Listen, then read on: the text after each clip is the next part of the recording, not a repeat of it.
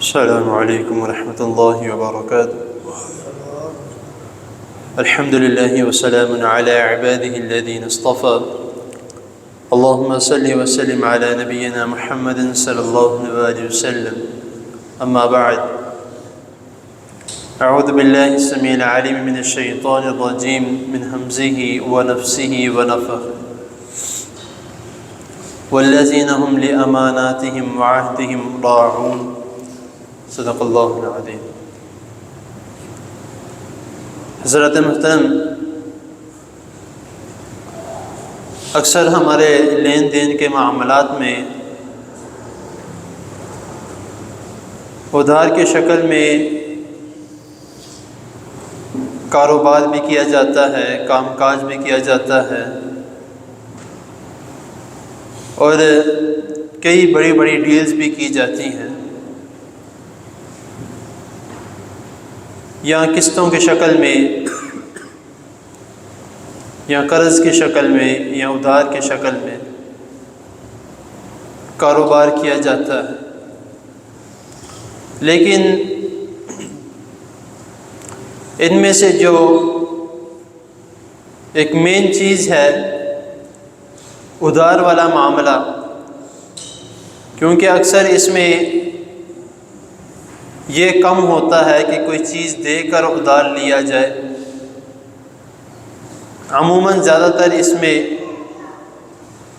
بھروسے کے طور پر یا ایک یقین کے طور پر ادھار دے دیا جاتا ہے،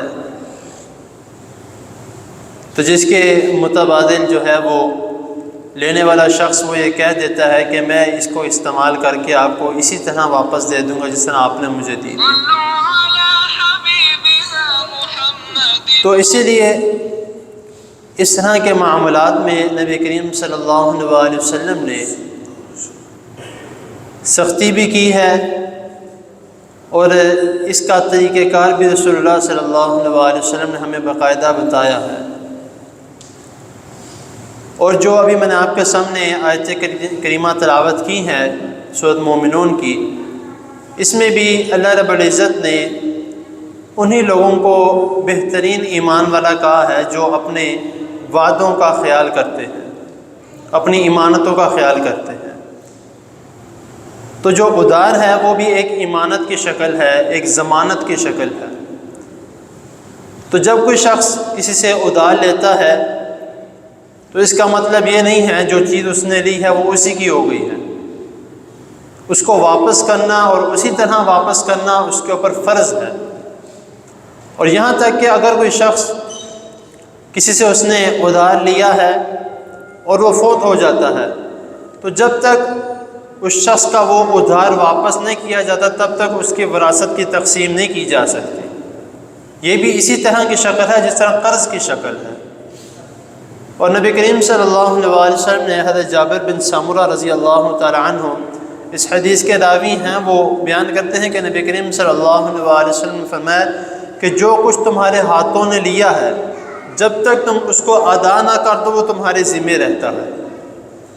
وہ شخص زندہ ہے یا وہ شخص فوت ہو چکا ہے، جب تک وہ اس کو ادا نہیں کرتا جس شخص سے لیا ہے تب تک وہ اس کے ذمے میں رہتا ہے اور اس کے اوپر وہ بوجھ ہے۔